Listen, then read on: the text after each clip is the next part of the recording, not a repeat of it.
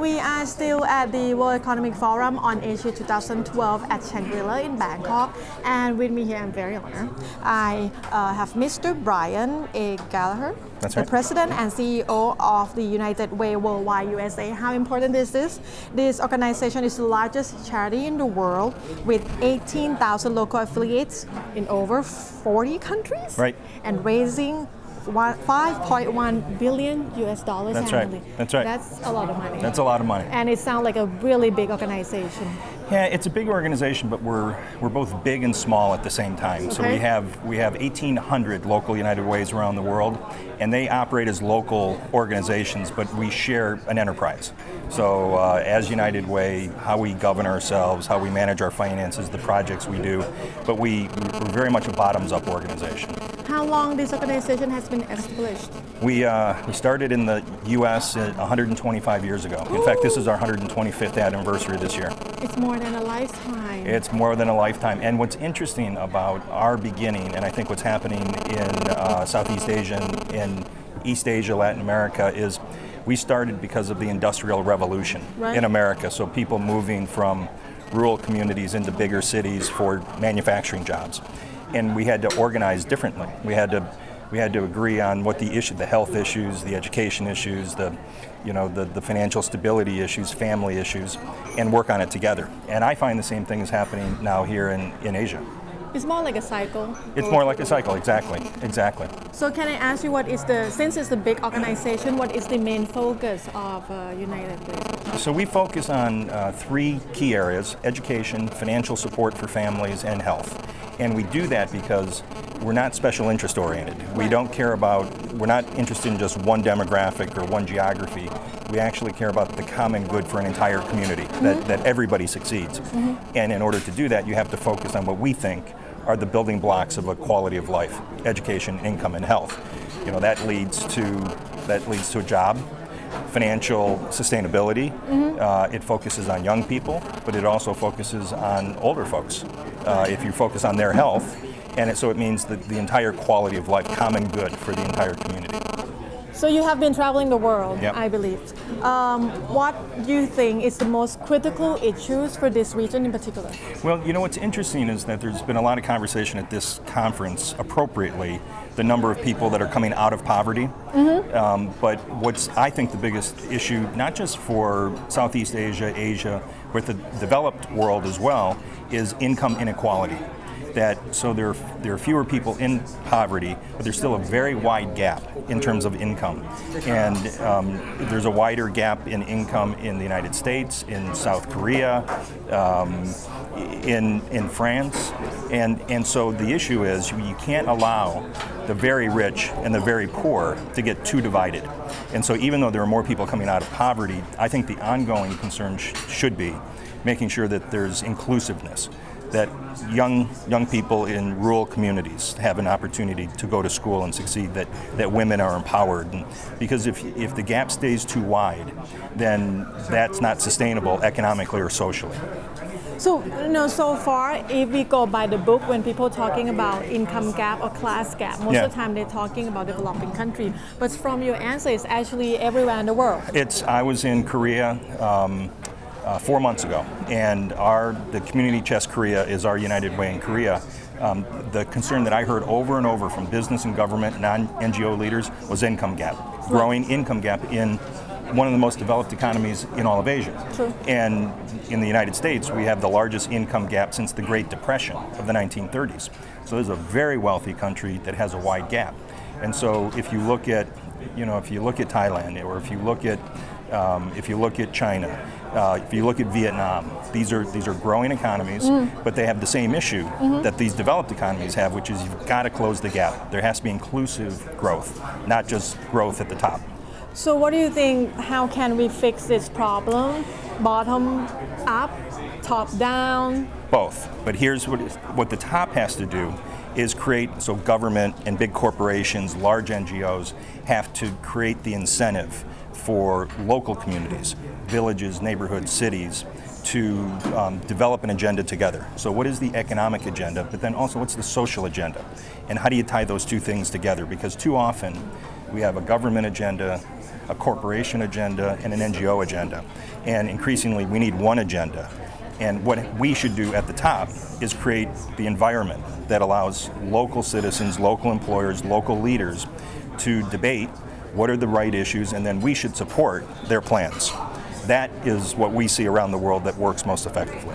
Talking about top-down solution, especially in this region, I would say politics is one thing to be concerned. Yeah. What do you think how much politics has a role to play in solving all this problem, especially poverty that you were discussing? But you know, government and politics everywhere in the world, including this region, has a critical role to play. Political leaders should be there to represent citizens in their country. Right. And when that doesn't happen, then the political role is less trusted. And in fact, and citizens increasingly don't have to go through their elected leaders to try to influence policy, because they can connect through social media and other ways. Right. So the political leadership today has to be, I think, even more focused on listening to citizens in terms of what their aspiration is. And if they do that, they'll be more successful. And if they don't do that, and they just keep it kind of a discussion among just political leaders, then long term, they won't be as successful.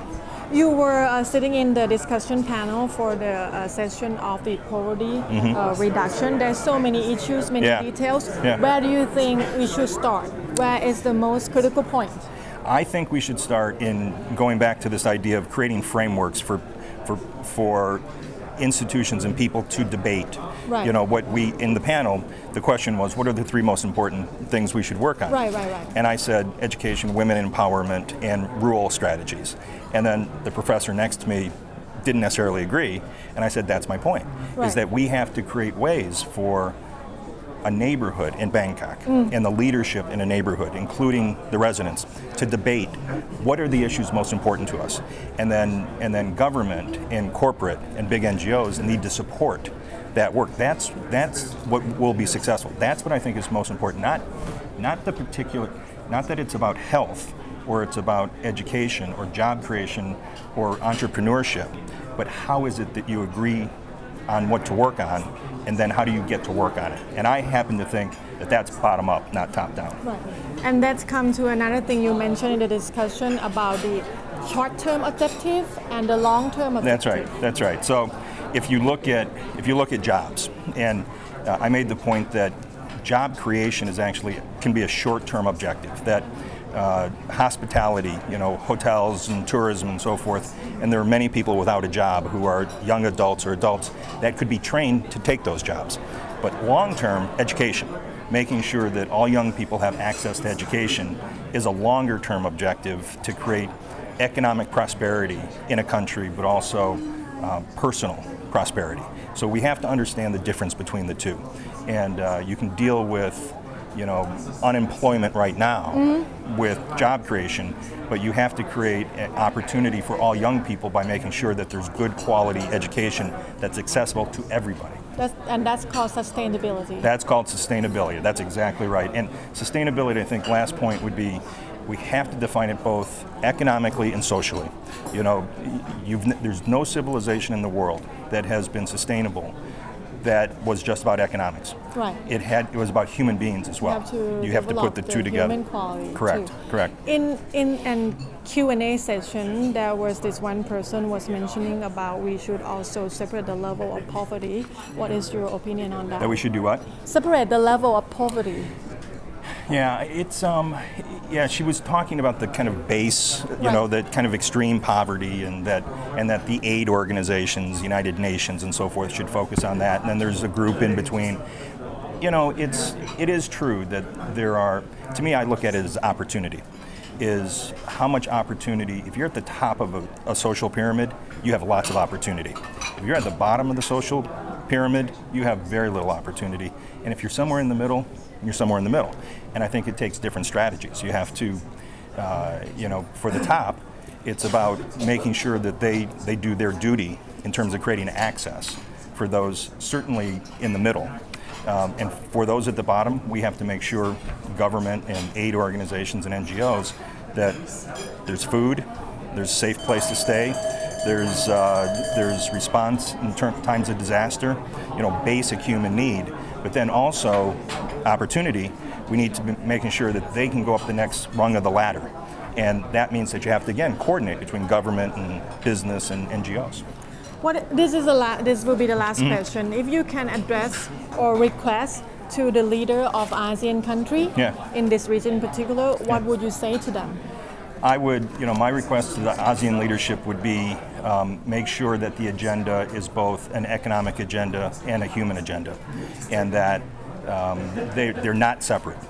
They're not separate. And the ASEAN leadership has become so important, not just in this region, but in the world, that if they would take that stand and talk about human sustainability as the driver of economic sustainability, then they would become an even more influential leader in the world. Such as Aung San Suu Kyi. Exactly, exactly. That was, that 30 minutes this morning was, that's a extraordinary. Extraordinary. That was a world leader on stage. Everybody walked out with, you thought you knew her, but you don't until you hear her talk. She's Nelson Mandela-like. Exceptional. Exceptional. She's exceptional. An exceptional human. Indeed. Indeed. Indeed. Well, thank you very much for your you. time, and I hope you have a pleasant stay. Thank you. And thanks for the interview. Welcome. Thank you.